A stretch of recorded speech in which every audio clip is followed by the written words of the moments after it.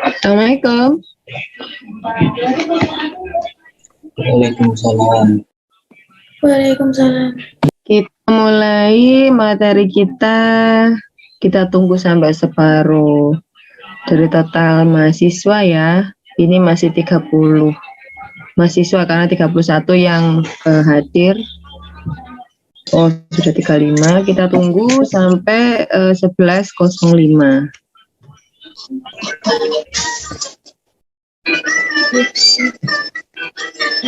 Toplak aja.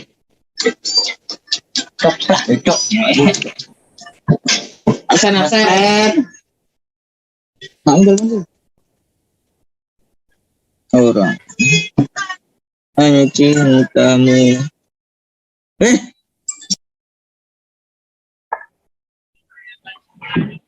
Oke, karena sudah separuh ya. Total mahasiswa reguler itu ada berapa, Rek? Kira-kira? Satu kelasnya berapa mahasiswa?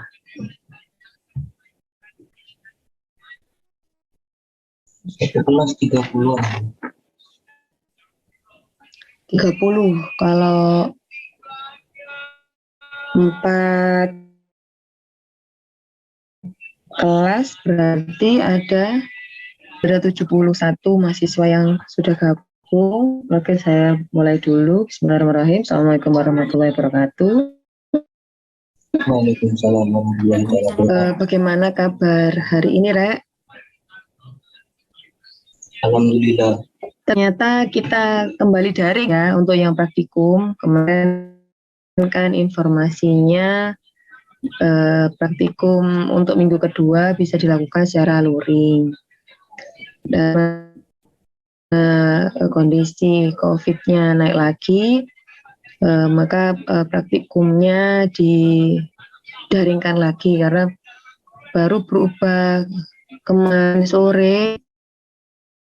Informasinya berubah karena awalnya yang tetap itu Bondowoso, jumlah yang positif COVID yang meningkat baik dari Tendik maupun dari dosen. Akhirnya semua dilakukan secara daring. Yang luring masih kalau tidak salah PSDKU Nganjuk. Jadi kita itu punya kampus di luar domisili ada 2, yaitu Sidoarjo dan Nganjuk. Sidoarjo kayaknya full daring, yang luring adalah yang kelas Nganjuk. Untuk yang awalnya diinformasikan untuk luring, namun karena informasi terakhir kemarin sore, kita sepakat dan mengikuti aturan yang ada di Politeknik untuk kelas Jember, Bondowoso, dan Sidoarjo daring. Kalau kuliah memang daring dari awal ya, tidak ada kuliah luring, cuman memang praktikumnya yang luring. Nah, semoga 2 minggu mendatang kondisi membaik, teman-teman mahasiswa bisa kuliah praktek secara luring di kampus dan diskusinya akan lebih enak karena daring ini terkendala paket, yang kedua terkendala sinyal, yang paling jelas adalah terkendala listrik. Jadi kalau listriknya mati ya sudah wassalam. Hari ini tadi pagi internet di rumah saya itu agak rewel, agak lola gitu ya.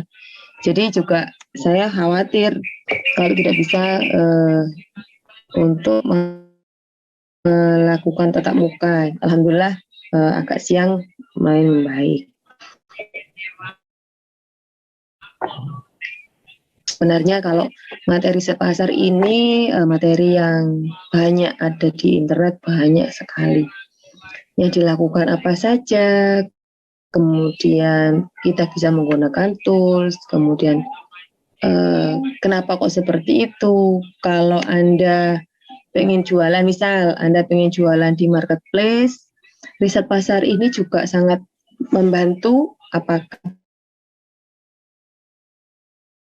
produk yang Anda akan jual itu Nah, seperti itu. Silakan nanti sambil kita sharing. Setelah ini Anda bisa mencari bagaimana sih kalau misalkan Anda ingin jualan produk tertentu di marketplace, bagaimana cara risetnya.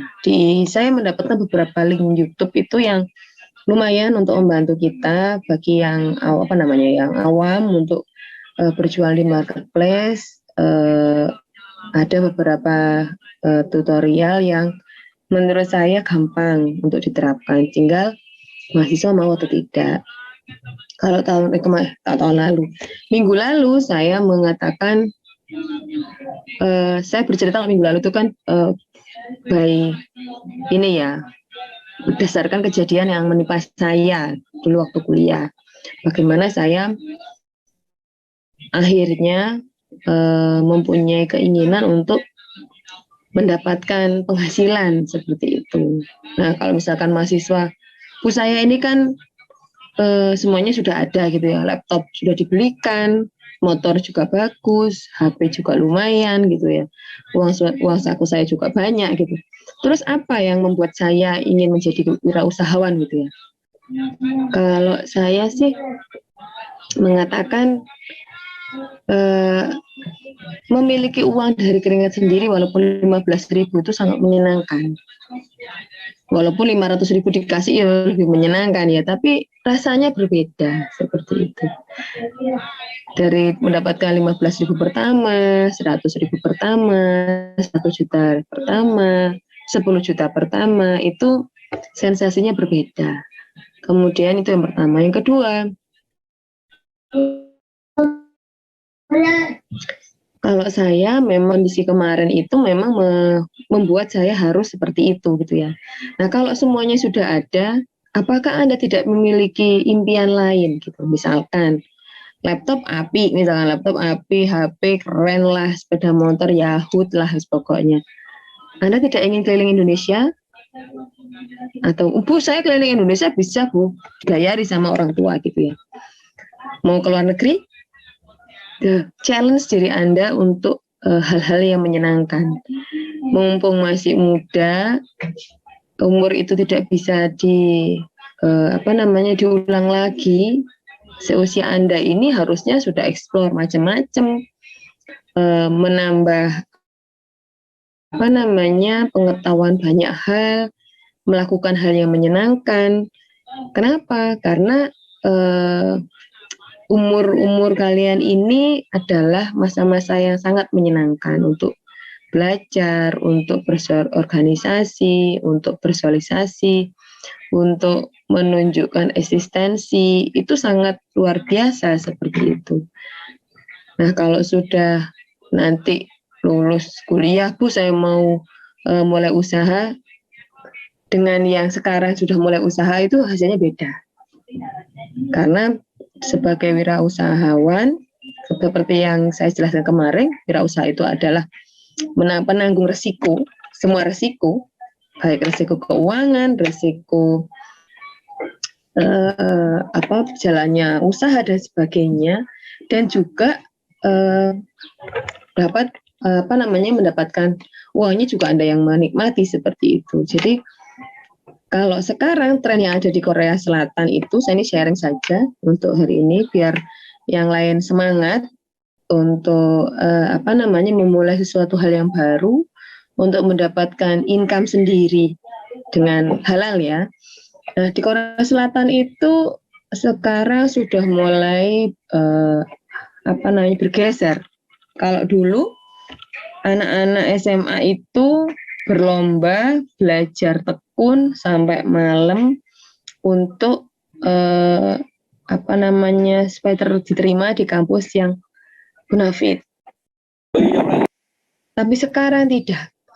Sekarang ternyata anak-anak Korea Selatan itu berlomba meningkatkan kemampuan di satu bidang dengan tekun.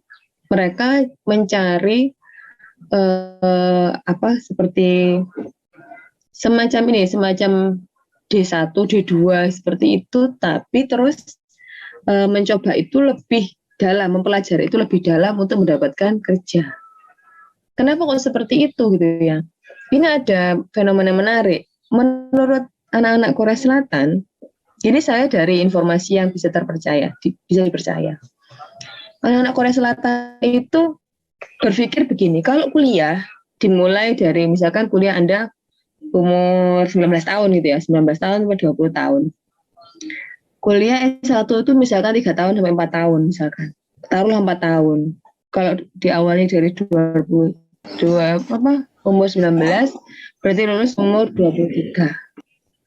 Baru mau memulai usaha dengan lulus SMA umur 19, masuk kuliah, ambil D1 atau D2 dengan 2 tahun misalkan. Berarti kan umur 21 kemudian memulai usaha, itu hasilnya menurut survei yang dilakukan dan juga menurut ketertarikan anak-anak sana itu lebih menjanjikan kalau cepat bekerja seperti itu. Jadi mereka akan bekerja di bidang yang mereka sukai, lebih cepat, dan suksesnya diharapkan muda sudah sukses seperti itu. Tidak menunggu usianya matang, tapi usia matang itu suksesnya sudah di puncak sukses seperti itu. Bukan mulai usia matang itu mulai meniti karir, bukan. Jadi sekarang ada peralihan seperti itu. Banyak siswa Korea Selatan itu yang tidak mau ambil S1 atau bahkan S2. S2 itu banyak yang, makanya banyak tawaran scholarship kuliah di Korea Selatan, Taiwan, Jepang itu untuk S2. Sangat banyak peluang untuk melanjutkan S2 di sana. Karena banyak yang tidak mau S2. Karena seperti itu. Nah, saya beranggapan begini, kalau misalkan Anda sekarang cukuplah untuk kehidupan Anda cukup. Bahkan lumayan lah dari teman-teman Anda. Coba dong di-challenge. Anda nggak mau S2. Nah, kalau misalkan saya S2 pasti dibiayai, Bu. Ya jangan di Indonesia. Challenge lah diri Anda. S2-nya ke luar negeri lah, Rek. Masuk keren didik gitu. Kan asik gitu ya. Nah, itu motivasi saya. Semoga apa yang saya utarakan di awal pertemuan hari ini bisa membuat Anda akhirnya berpikir, saya nyoba jadi wirausahawan. Siapa tahu dengan mencoba nyemplung akhirnya kecemplung gitu ya. Terus dapat income yang lumayan, bisa mengembangkan usaha, kemudian bisa Anda lanjut studi dan sebagainya. Oke, saya akan share materi hari ini. Bentar.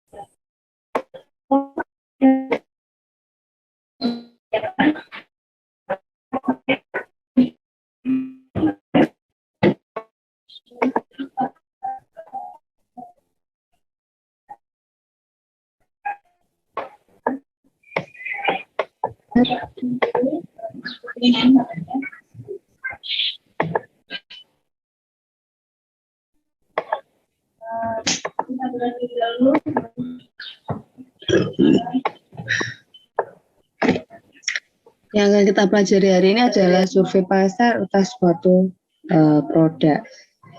Nah, survei pasar ini kita pengen melihat posisi bagus nggak sih ke depannya, atau rencana usaha kita itu bagus nggak sih sebenarnya. Nah, itu dari riset atau survei pasar atau riset pasar. Capaian pembelajaran mata kuliah hari ini,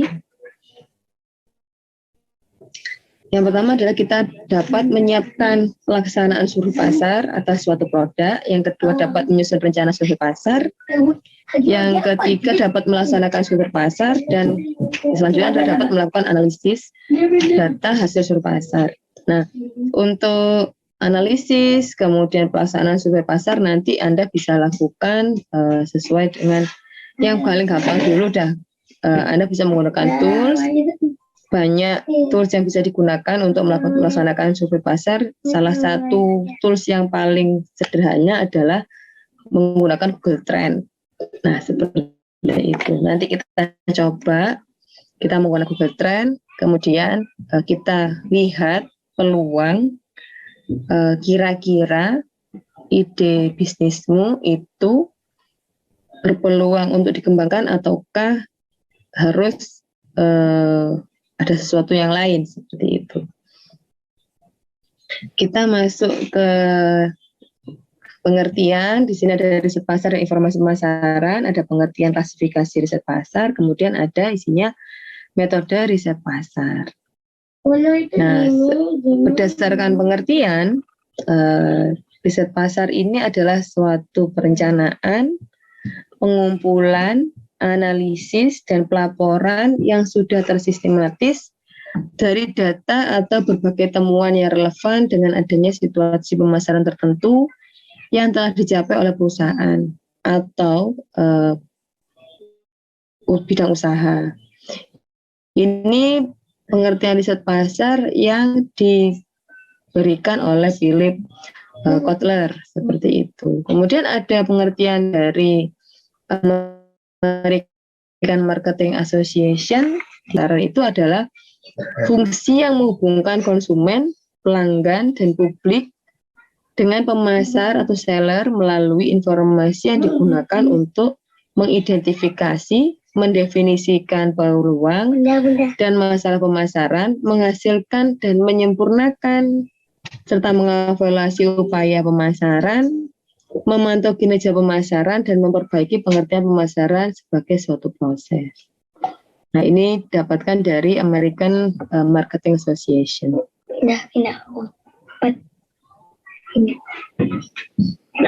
Kemudian ada pengertian riset pasar pemasaran lain yang diberikan oleh Gilbert. Riset pemasaran merupakan suatu fungsi yang menghubungkan konsumen, pelanggan, dan masyarakat dengan para pemasar melalui informasi-informasi yang digunakan untuk mengidentifikasikan dan mendefinisikan peluang, masalah pemasaran, menghasilkan, menyaring, mengevaluasi aktivitas-aktivitas pemasaran, memonitor kinerja pemasaran, dan meningkatkan pemahaman atas pemasaran sebagai suatu proses. Nah, namun di sini riset pasar atau market research ini, kalau yang akan kita lakukan itu lebih pada peluang apakah sebuah produk atau jasa itu berpeluang bagus ataukah biasa saja atau malah turun gitu. Lihatnya dari mana?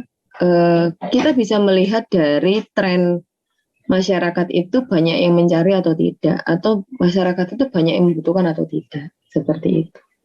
Jadi kalau di sini riset pemasaran itu lebih, di pengertian ini lebih dititik beratkan pada proses pemasarannya.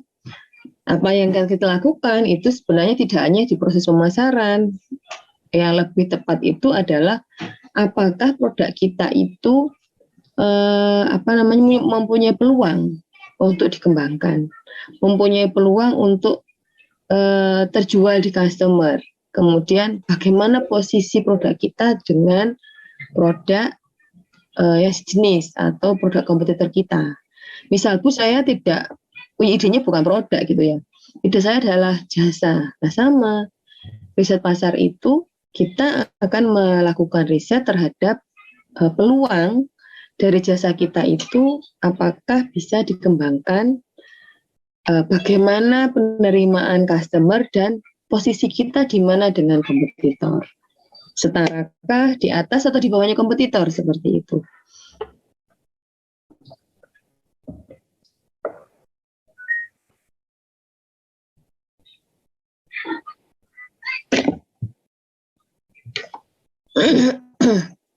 Klasifikasi riset pasar ini ada problem identification research, ada problem solving research.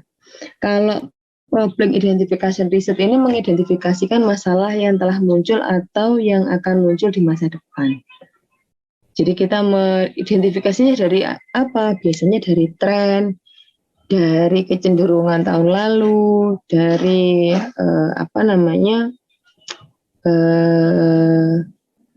bagaimana masyarakat itu.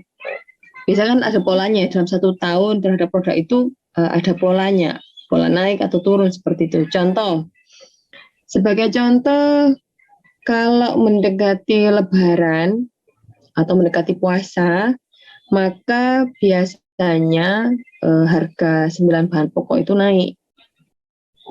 Biasanya itu, walaupun anomalinya sebelum puasa minyak sudah nggak ada, seperti itu naik dan juga harganya meroket dan barangnya tidak ada. Nah, hal seperti ini kita bisa melihat pola misalkan harga telur misalkan. Pola harga telur dari tahun lalu, apakah bulan-bulan mendekati puasa itu naik ataukah turun? Kalau naik berapa persen, kalau turun berapa persen. Nah, itu untuk apa? Prediksi puasa dan Lebaran mendatang. Ini berarti kan problem identification research. Seperti itu. Misal kalau Anda, saya pengen punya usaha untuk jual telur misalkan. Nah, seperti itu. Dilihat tren tahun lalu seperti apa. Terus kira-kira naik atau turunnya sampai berapa persen. Itu bisa sebenarnya dikira-kira itu bisa. Nah, kenapa kok problem identification research ini masuk pada riset pasar? Ini saya ingat karena ibu saya adalah pedagang, ibu saya itu bisa prediksi harga kopi. Dari apa? Dari cuaca sama bulan. Karena apa? Berdasarkan informasi atau berdasarkan data tahun lalu, biasanya seperti itu. Jadi prediksinya tidak jauh meleset gitu karena sudah bertahun-tahun mengetahui kapan kopi itu akan anjlok, kapan kopi itu akan stabil harga di situ, dan kapan kopi itu akan naik. Nah, seperti itu. Misalkan ada orang yang menawarkan kopi gitu ya, pada saat waktu itu awal musim panen itu. Nah, apakah kita harus beli ataukah tidak, ataukah kapan kita beli, ibu sudah bisa memprediksi hal itu. Dari mana? Dari masa lalunya. Berarti kan, misalkan, oh kopinya bagus, misalkan gitu, kopinya bagus, dibeli, tapi tidak langsung dijual, tapi ditimbun atau ditaruh di gudang. Kenapa? Karena prediksinya setelah dari sekarang beli 2 bulan mendatang atau 3 bulan mendatang harga itu akan naik karena awal panen, kemudian panen raya, selesai panen, ada jeda dari identifikasi risetnya untuk mendatang seperti itu. Kemudian ada problem solving research. Itu maksudnya adalah klasifikasi riset pasar untuk masalah yang kita hadapi sekarang. Nah, ini bagaimana? Misalkan seperti tadi ya, minyak gitu ya. Minyak ini nggak ada gitu. Terus ngapain kita? Nah, mungkin akan mencari terobosan-terobosan baru. Atau misalkan, produknya, misalkan produknya adalah gorengan gitu. Nah, terus kalau gorengan itu nggak ada minyak, terus diapaskan gitu ya? Mungkin, ini kan masih mungkin. dijual, misalkan biasanya jual pisang goreng, jadi jualnya pisang bakar gitu ya. Awalnya jualan tape goreng, jadinya tape bakar dikasih topping. Masih laku nggak sih? Nah itu saya nggak tahu. Tapi itu adalah problem solving yang bisa diberikan dengan menghadapi permasalahan yang sekarang. Itu salah satu contoh kecilnya. Kemudian fungsi dari riset pemasaran. Oh ya, sebelum kita masuk ke fungsi riset pemasaran, ini jam 11.30. Kita diskusi sampai jam 12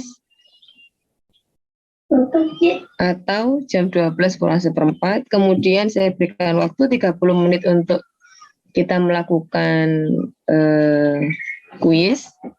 Mungkin 15 sampai 30 menit lah kuis. Kemudian kita selesai pembelajaran pada 12.30 atau kurang dari 12.30. Saya berharap Anda masih punya waktu untuk makan siang, sholat, untuk melanjutkan aktivitas berikutnya. Seperti itu, saya informasikan seperti itu. Untuk teman-teman mahasiswa yang belum masuk, ini diinformasikan kita akan mulai kuis jam 12 atau kurang dari jam 12. Oke, saya lanjutkan. Riset pasar ini fungsinya adalah yang pertama mengevaluasi. Apa yang dievaluasi? Di sini ada beberapa buku yang mengatakan melakukan review terhadap brand positioning dibandingkan dengan produk pesaing. Kalau itu produk, kalau jasa bagaimana gitu ya? Apa yang kita evaluasi? Bagaimana layanan kita terhadap pelanggan dibandingkan dengan jasa pesaing? Apakah jasa pesaingnya ini lebih bagus atau Anda yang lebih bagus? Jadi evaluasi. Nah, evaluasinya bagaimana? Apakah Anda sudah secara berkala menginformasikan ke pelanggan kalau misalkan ada diskon tertentu atau ada event tertentu? Nah, seperti itu. Itu perlu dievaluasi. Kemudian yang kedua adalah understanding. Understanding ini ngapain gitu ya? Understanding itu memahami konsumen. Memahami konsumen atas apa? Atas produk kita. Nah, maksudnya gimana? Kalau pernah ingat nggak, kalau kita ke mall, biasanya ada mbak-mbak yang kalau ada produk kopi baru itu kan dijajakan di cup kecil-kecil, kemudian kita disuruh nyicip, terus ditanyai gitu ya, ini kurang apa kopinya? Nah, terus apakah kurang manis, ataukah kurang gurih, atau kurang apa? Terus mbaknya pasti nanti akan merekod atau mencatat gitu ya. Nah, maksudnya ngapain sih gitu ya? Ini adalah melakukan proses understanding. Bagaimana calon konsumen itu menerima produk baru. Kalau misalkan Bu ini bukan produk baru, cuman ini adalah inovasi baru. Nah, sama. Kita juga akan perlu mendapatkan masukan dari pelanggan.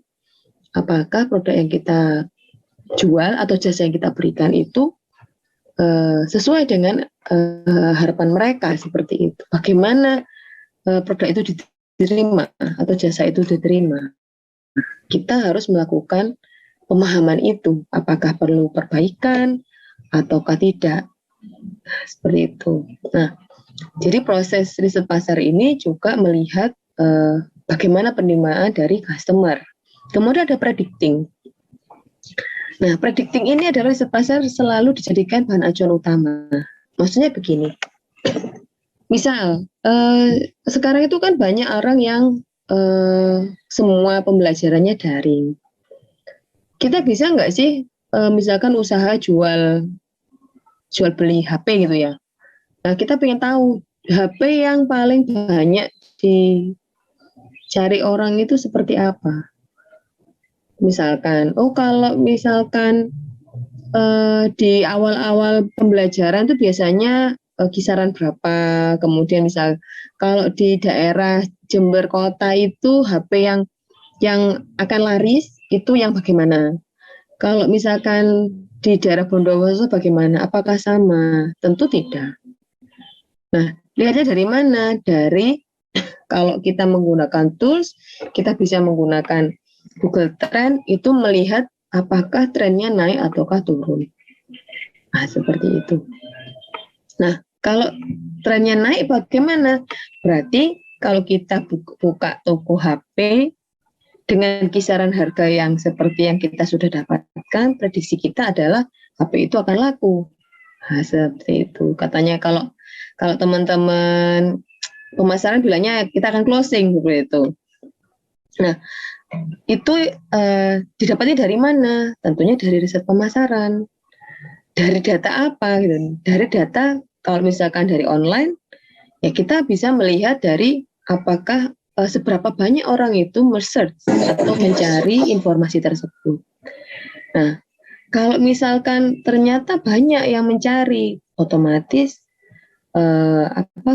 gambar atau chartnya itu menaik gambarnya. Kalau menurun atau flat, nah berarti sudah banyak toko yang buka produk itu atau jual produk itu, atau sudah banyak jasa yang dilawarkan atas produk tersebut.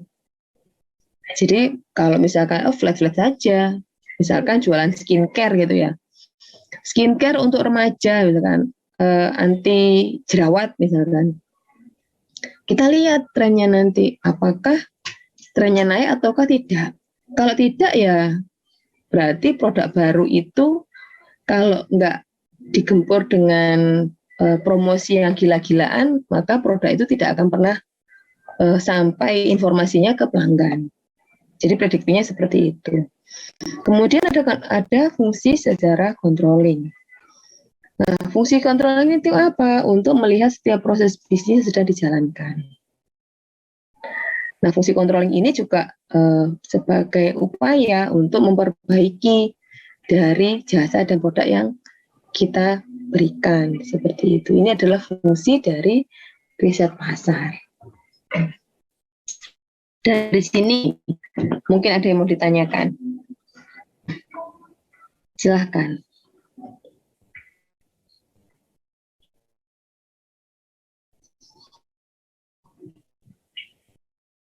Bu mau tanya Bu. Monggo. Saya nggak ngerti artinya ini Bu, brand positioning Bu.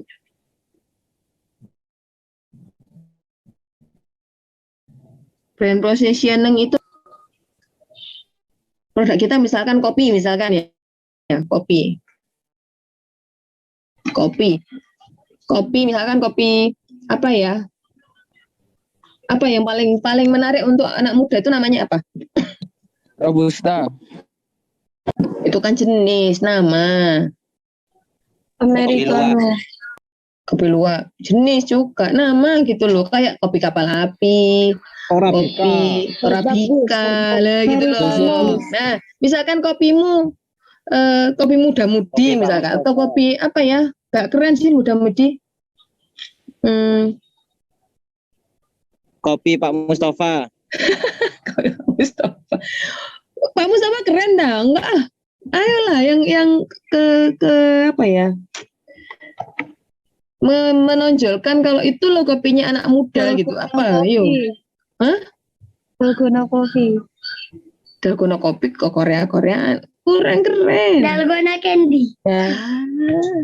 Nyaut ada sini. Kopi gajah Bu. Americano Bu. Kopi gajah. Kopi gajah. Misal. Kopi laku misal ya, kopi laku. Kopi laku, brand positioning itu gini. Kopi laku, kan kopi gajah itu sama-sama baru ya. Merek baru gitu ya. Kira-kira orang itu lebih tahu kopi gajah apa kopi laku? Nah, itu namanya brand positioning. Kamu dengan brand yang baru itu posisinya di mana? Di bawah, di atas, di depan. Nah, itu namanya brand positioning. Dari mana? Menanya, Bu, tahu nggak kopi laku? Wah, nggak tahu. Kopi gajah? Oh, tahu. Nah, berarti kamu posisinya di belakangnya kopi gajah. Tapi kalau Kopi laku nggak tahu, kopi gajah juga nggak tahu. Nah ini baru. Kalau misalkan berarti brand itu sama posisinya nggak sama-sama nggak tahu gitu ya.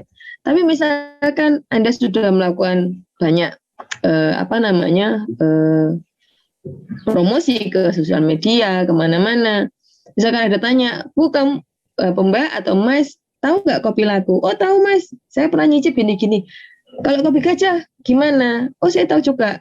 Nah, baru ditambahkan menurut Mas atau Mbak enak mana? Nah, bisa dari enak mana, dari harga, dari kemasan. Nah, itu melihat brand positioningnya. Anda lebih terkenal atau tidak. Atau begini, brand positioning. Kalau orang ditanya, pasta gigi itu, jawabnya apa? Pasti Pepsodent. Padahal, akeh kan, odol lah Pepsodent ini ya. Padahal apa? Berarti brand positioning Pepsodent itu di paling depan. Nah, itu namanya brand positioning. Kita melihat kira-kira brand kita itu sudah dikenal atau belum sama masyarakat. Itu namanya brand positioning. Jarak adan. Bentar ya.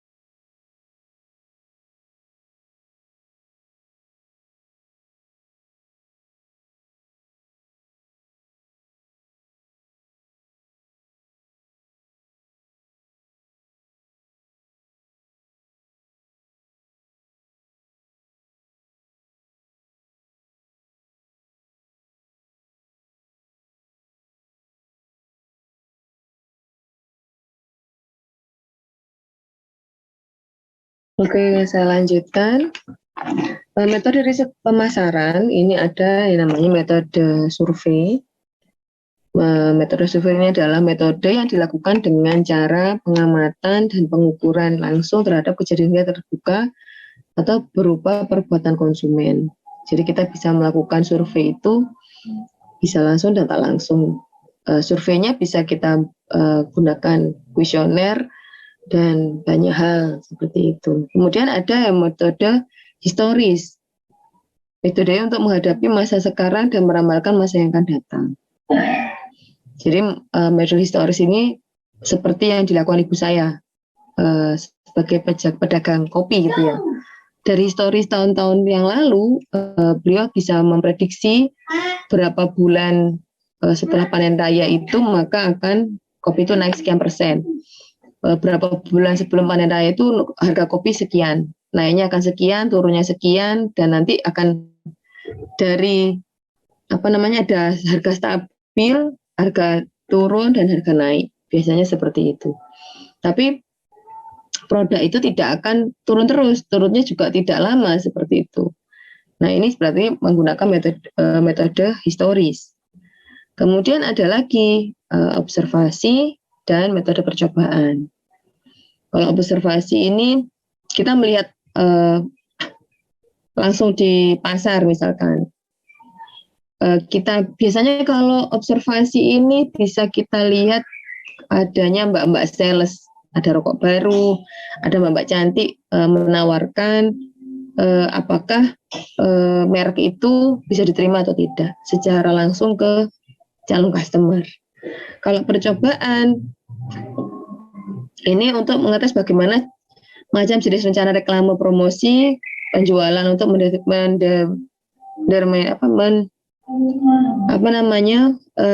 memberikan atau mematok harga produk dan pembungkus baru. Nah, ada riset pemasaran ini diperlukan agar misalkan produk kita mau ganti bungkus, itu tidak mempengaruhi pemasarannya atau tidak membuat produk itu akhirnya pemasarannya turun. Ini ada contoh. Contoh ini bertahun-tahun yang lalu terjadi. Ada suatu artikel tentang Pepsodent. Kalau Pepsodent Bu gitu ya. Waktu itu ada artikel yang menyebutkan Pepsodent itu pernah ganti pembungkus atau ganti warna bungkus. Dulu waktu saya kecil, Pepsodent itu terkenalnya warnanya merah. Kalau pasta gigi pembungkusnya warna merah, pasti Pepsodent. Kalau Ciptaden itu ada apanya? Kalau misalkan ada birunya, kalau nggak salah dulu Pepsodent, Ciptaden sama apa lagi ya? Dulu itu kayaknya nggak terlalu banyak. Kalau sekarang kan banyak ya. Nah, Pepsodent itu selalu merah. Suatu ketika perusahaan menganggap Pepsodent itu perlu melakukan perbaikan di kemasan, memperbaiki inilah tampilan lah. Ternyata dengan perbaikan tampilan tidak diimbangi dengan promosi, memberikan informasi ke publik kalau kemasan merah dan kemasan putih, waktu itu ada putihnya. Pepsodent itu tidak merah full, tapi merahnya cuma separuh, kemudian separuhnya putih. Nah, ternyata itu membuat calon pelanggannya tidak banyak mengenali. Nah, kalau ditanya, apakah pelanggannya tidak baca, Bu, gitu ya? Nah, itu saya nggak tahu, tapi buktinya waktu itu yang terjadi penjualan produk Pepsodent itu turun. Nah, berarti riset pasar itu perlu melihat itu tadi brand positioning ya. Brand positioning nggak cuman nggak cuman logo, nggak cuman nama, tapi juga warna. Ternyata warna itu pengaruh. Kalau orang sudah tahu produk itu warnanya merah gitu ya, jangan sekali-sekali ganti langsung putih. Nah, seperti itu. Kalau misalkan dia mau ganti nama, ada seperti ada iklan di TV itu yang glowing lovely menjadi apa gitu. Kemudian produk apa menjadi namanya apa. Itu diinformasikan di promosi. Nah, kalau tidak diinformasikan, orang tidak tahu bahwasanya itu adalah produk yang dia sering gunakan. Bisa jadi dia akan berpikir, oh ini produk baru atau varian baru. Kalau seperti itu, orang akan berpikir, nggak pakai ini, aku tak cari yang lain gitu ya. Nah, itu yang terjadi di Pepsodent. Karena bungkusnya baru, dikenali baru, orang tidak cepat, apalagi ibu-ibu ya, kalau belanjanya cepet-cepetan, itu nggak akan sempat membaca. Ini namanya yang dihafal adalah warnanya merah, warnanya hijau. Nah seperti itu. Jadi riset pasar pun akan diperlukan. Misalkan, saya mau kopi tadi ya, kopi laku. Kopi laku awalnya warnanya itu hijau misalkan. Oh kayaknya hijau ini kurang menarik, tak kasih orange kah? Kopi laku ada seleretnya orange. Kira-kira orang masih mengenali tidak? Nah itu perlu dilihat, ditanyakan. Kalau saya katakan kopi laku, apa yang ada di benak Anda misalkan? Oh kopi kemasan hijau. Berarti hijaunya lebih banyak dari orange. Nah itu berarti riset pasar. Jangan sampai kejadian seperti yang menimpa Pepsodent. Jadi waktu itu sempat jualnya turun. Setelah diriset, dicek, ternyata banyak customer loyalnya yang tidak memahami bahwasanya produk itu tetap Pepsodent itu tetap seperti itu, cuman ganti casing aja, ganti pembungkus saja. Nah ternyata ganti pembungkus juga jadi masalah seperti itu. Sama halnya misalkan McD, apa yang ada di pikiran Anda waktu ada kata-kata McD gitu? Kira-kira apa? M. M. Misalkan M-nya itu diganti gitu ya, nggak M begini gitu ya. M-nya dibuat kayak runcing-runcing gitu. Itu jadi masalah nggak? Kira-kira. Si model kayak tulisannya monster itu kan ada yang apa tuh? Monster apa waktu itu ya? Ada tulisannya kan M-nya dibuat garang gitu ya. Jadi masalah nggak kira-kira? Mungkin iya.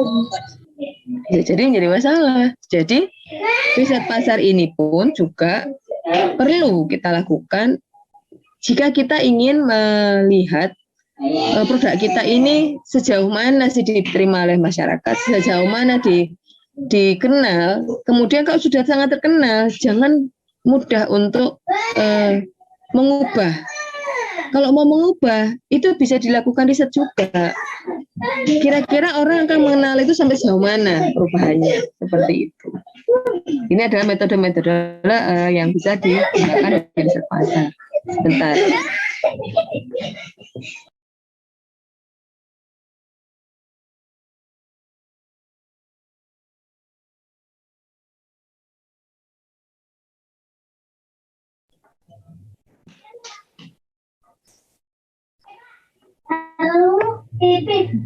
Kemudian ini ada beberapa tahapan riset pemasaran. Saya juga tadi itu menyusun juga tahapan untuk riset pemasaran. Ini saya ambilnya dari apa tadi, kok lupa saya.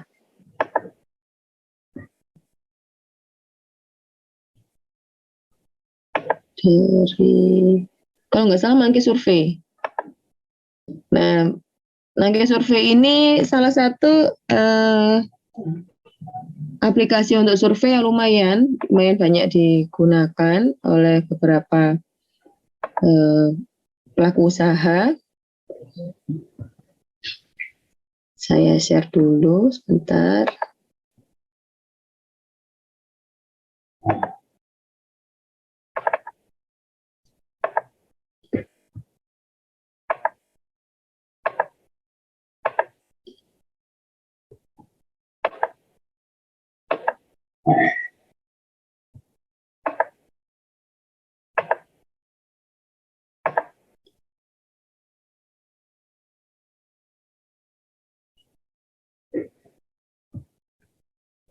Jadi nanti materi yang sudah saya share di e-learning bisa nanti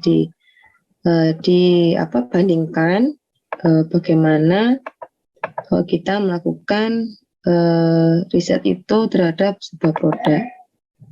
Yang memungkinkan yang mana, yaitu yang mudah itu yang mana gitu. Jangan sampai nanti melakukan pekerjaan yang menyusahkan seperti itu. Ini coba saya buka dulu.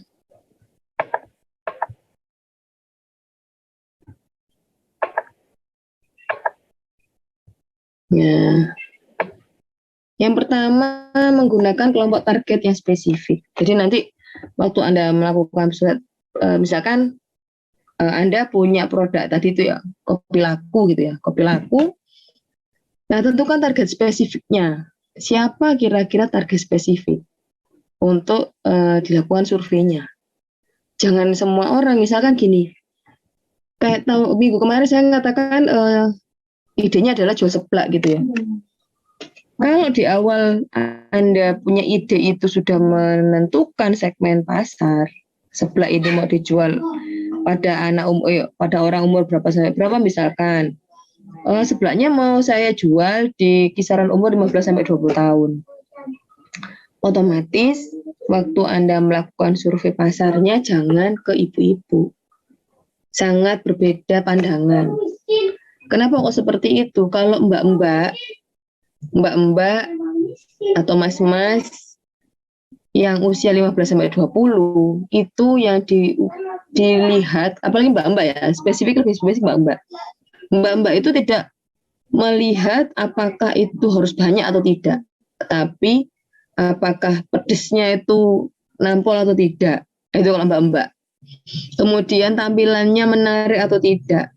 Kalau di fotoku cantik atau tidak. Itu lebih dipilih gitu ya. Jadi tampilan itu utama.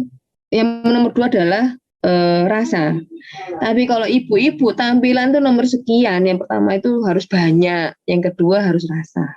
Itu ibu-ibu. Jadi saat kita melakukan survei pasar, kita harus tentukan juga kelompok target yang spesifiknya apa. Jangan sampai di luar segmen pasar. Jadi nanti surveinya jadi kacau seperti itu. Kemudian memastikan produk yang ditawarkan dapat bersaing di pasar. Jadi nanti kalau membandingkan, misalnya kopi Anda itu dibandingkan dengan kapal api gitu ya. Hati-hati. Kalau kapal api itu kan sudah banyak yang tahu. Nah, bagaimana dengan kopimu? Berarti kalau misalkan sama-sama baru, bandingnya itu adalah produk yang baru juga. Kopi laku dibanding dengan kopi gajah, gitu kan sama-sama baru. Nah, terus bagaimana? Dari situ baru lihat apakah informasi yang dari kopi yang kita jual itu bagaimana, dari kepuasan pelanggannya bagaimana, dari harganya bagaimana, pada posisi sama-sama produk baru. Jadi jangan membandingkan satunya sudah lama, sudah dikenal banyak orang, satunya masih baru. Itu membahayakan. Nah, seperti itu. Jadi kalau misalnya membandingkan, memastikan produk yang ditawarkan dapat bersaing di pasar itu terhadap barang atau produk yang sejenis yang sama-sama baru. Itu kalau menurut saya. Nah, seperti itu.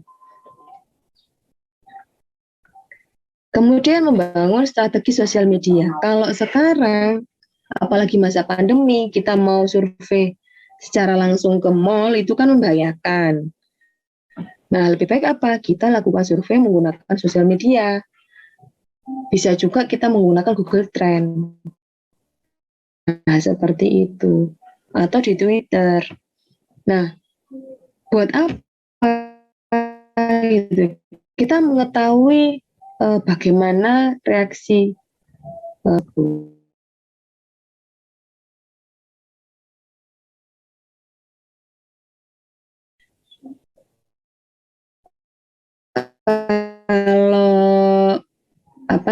mas-mas dan mbak-mbak umur 17 sampai 25 tahun itu suka kopi yang seperti apa. Misalkan kalau produknya kopi. Kita bisa lihat dari mana, dari postingan dari beberapa anak muda di sosial media. Nah, setelah itu bagaimana? Oh, tahu misalkan Anda punya kopi laku, produknya namanya kopi laku. Terus setelah melakukan riset pasar, ternyata kalau kisaran umur 17 sampai 25 tahun itu sukanya kopi manis. Kopi rasanya creamy, manis, cenderung mocha misalkan. Berarti produk Anda yang akan Anda tawarkan itu mendekati keinginan pelanggan. Berarti kan, terus bagaimana? Karena sudah tahu informasi itu dari sosial media, tahu targetnya siapa, membangun strategi media sosialnya adalah mempromosikannya sesuai dengan yang Anda dapat. Misalkan kata kunci tadi, kopi creamy, kopi manis, kopi kekinian, nah seperti itu. Itu cara membangun strategi sosial media. Dari sosial media kita dapat informasi, kita menginformasikan balik ke sosial media itu sesuai dengan harapan calon customer. Nah, kalau misalkan ada orang nyari dengan bayangan dia kopi yang enak itu adalah yang creamy, yang berbusa, misalkan kayak dalgona kopi itu, maka produk Anda sudah bisa diterima oleh customer seperti itu. Jadi membangun strategi sosial media itu perlu. Apalagi anak sekarang ya, yang perlu itu kan yang penting fotonya bagus, kemasannya oke, ciamik, rasa nomor 2. Mengumpulkan data demografis pelanggan. Nah ini melihat dari ada survei umur, pekerjaan, minat, pendapatan, lokasi yang dia suka kunjungi atau tempat nongkrongnya di mana, kemudian waktu-waktu luang yang dia gunakan itu bagaimana sumber daya yang mereka gunakan. Nah, itu perlu mengumpulkan data-data seperti itu. Misalkan, saya mau jualan kopi laku gitu ya. Kopi laku, sasaran saya umur 17 sampai 25 tahun, daerahnya adalah urban, kemudian pekerjaannya misalkan dari siswa sampai mahasiswa, berarti kan kisaran harganya Anda bisa bisa prediksi gitu, karena Anda tahu kumpulan data demografisnya seperti apa. Terus saya jualnya di daerah kampus, kenapa? Di angkringan misalnya, karena apa? Tempat nongkrong usia 17 sampai 25 itu banyaknya di angkringan misalkan. Nah, itu berarti masuk. Nah, seperti itu. Jadi dari mana informasi itu didapat ya? Kita mengumpulkan data demografisnya.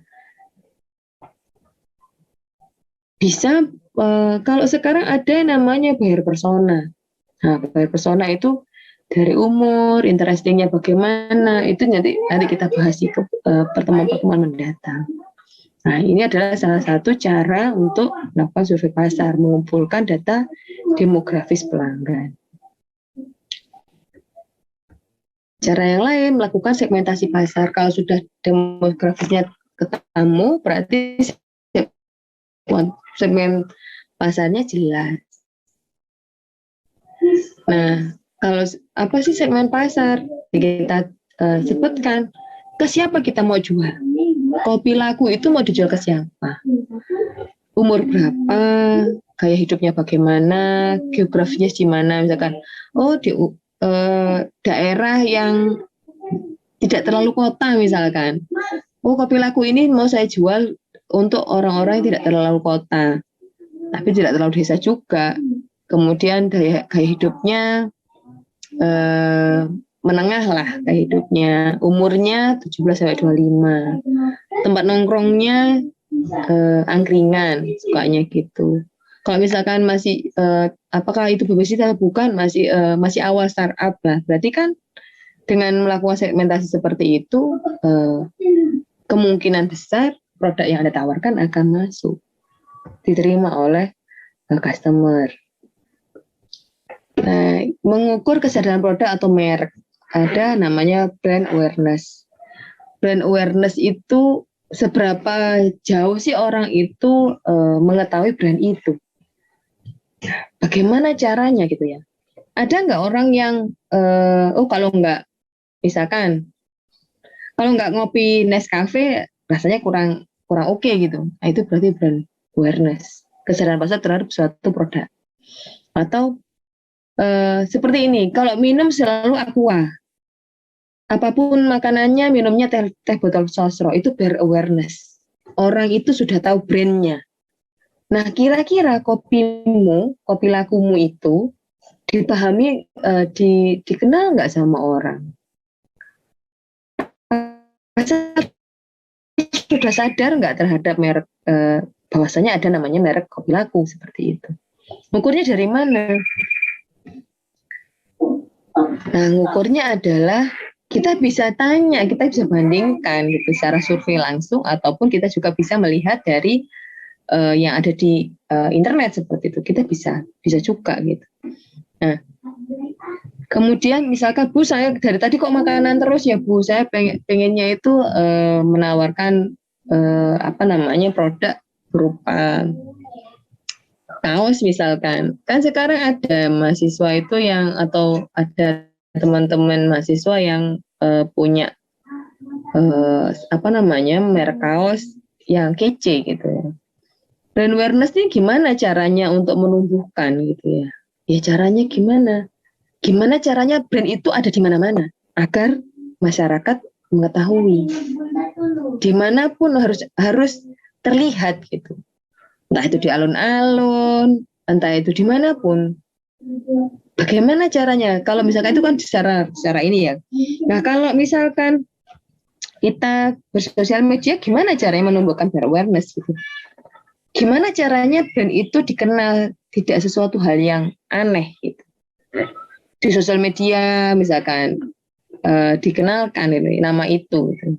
Misalkan kopi laku, dikit-dikit kopi laku, atau kalau kaos kece gitu ya, dikit-dikit kaos kece, dikit-dikit baik kaos kece. Nah, ada apa sih itu pakainya kaos kece. Nah, itu namanya menumbuhkan brand awareness agar pasar itu tahu gitu merek itu. Kaosnya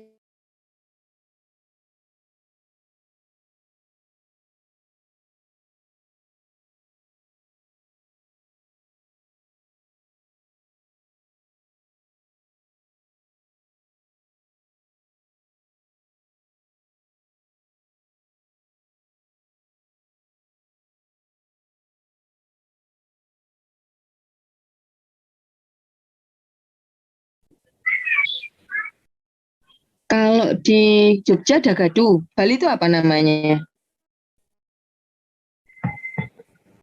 Ayam betutu.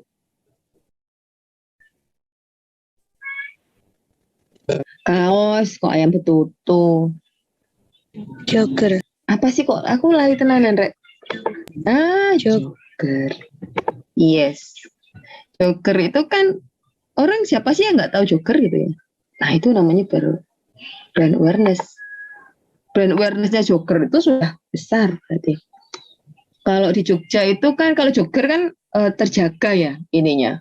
Brandnya itu tidak sampai banyak yang membuat atau membuat tiruan. Kalau di Jogja kayaknya susah. Dagadu itu versinya banyak, dan mana yang asli, mana yang enggak itu enggak ketahuan misalnya.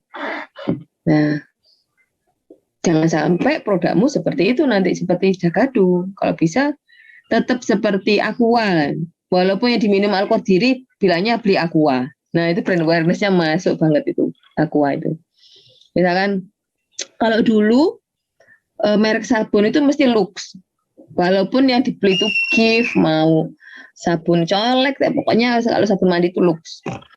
Sampo Sunsilk, walaupun itu mau clear, dulu ada namanya Dimension, dulu mungkin Anda belum lahir. Kemudian sampo Rita, sampo, itu semua orang menyebutnya Sunsilk, nah seperti itu. Nah, ada Ciptaden, ada dan lain-lain, yang disebut adalah Pepsodent, yang ditunjuk Ciptaden. Nah, itu berarti brand awareness-nya tinggi. Nah, jadi Nah, gimana caranya mengukur itu? Anda bisa disurveikan seperti itu. Kemudian ada uji strategi merek dan posisi pasar. Ini tadi brand positioning. Kita membandingkan sesuatu dengan sesuatu yang sama-sama baru di pasar. Wah, ternyata jam 12.12. Berarti saya mulai aja kuisnya sampai jam 12.30 ya. Insya Allah soalnya cuma 5, tidak ada banyak. Sebentar.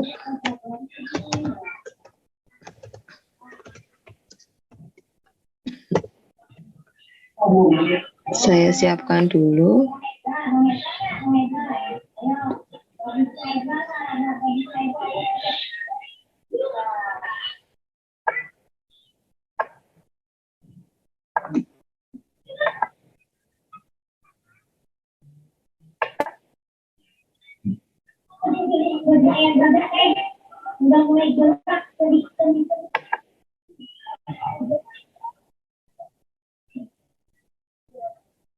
Dari internetnya di rumah agak lumayan lemot.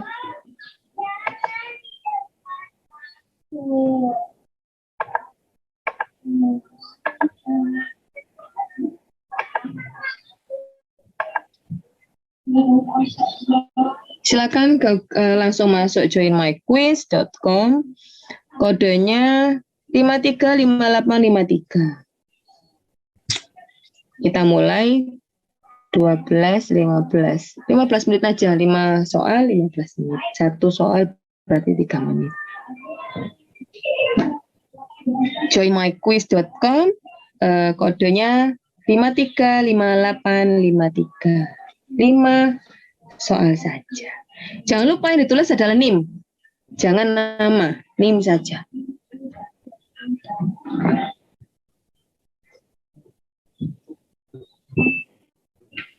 Hasilnya akan saya langsung upload ke e-learning. Jadi nanti Anda bisa lihat hasilnya, dan yang saya ambil 3 terbaik tiap semester. 3 nilai terbaik yang saya masukkan ke komponen penilaian.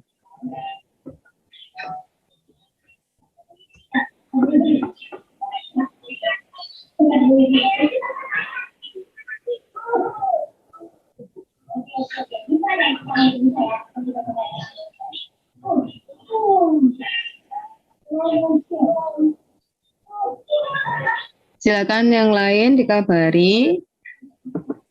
Akan saya mulai. Yang lain bisa masuk langsung mengerjakan.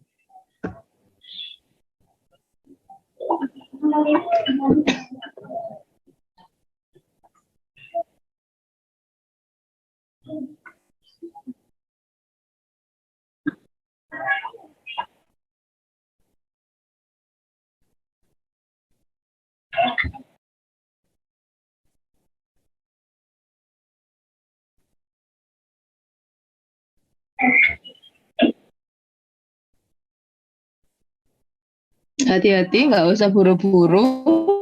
Dipahami dulu kalau pertanyaannya, dicermati,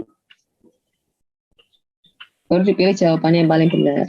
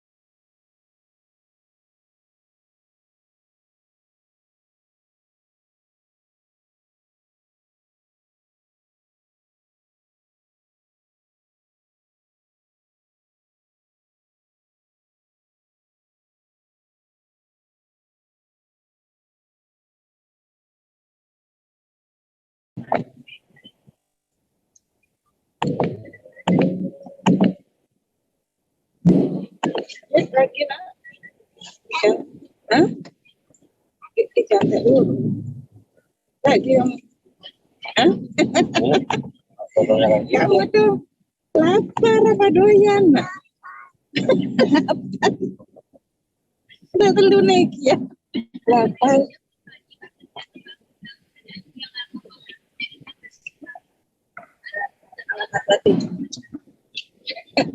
Lapar jadi. Dan jadi kepala desa lah ya. Enak. Anas. Apa?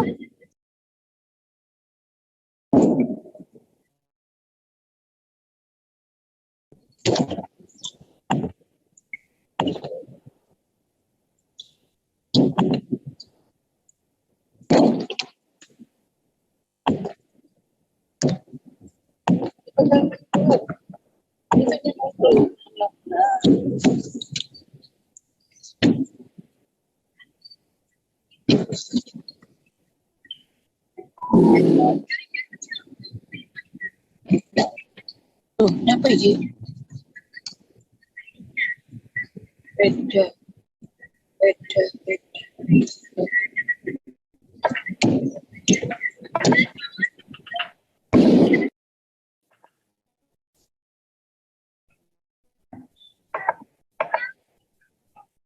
Untuk kuisnya, bagi yang belum selesai, silakan diselesaikan.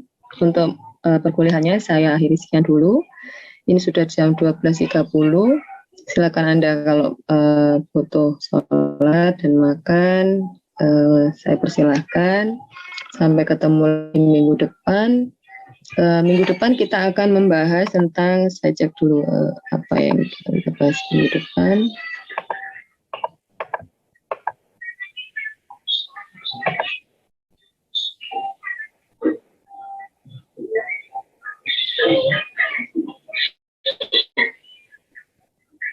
Studi proses produksi suatu produk. Jadi besok, minggu depan kita akan belajar tentang apa itu bahan baku, bahan membantu, bahan antara, produk jadi, limbah, dan sebagainya. Kalau misalkan itu yang kita produksi adalah sebuah produk, kalau jasa seperti apa?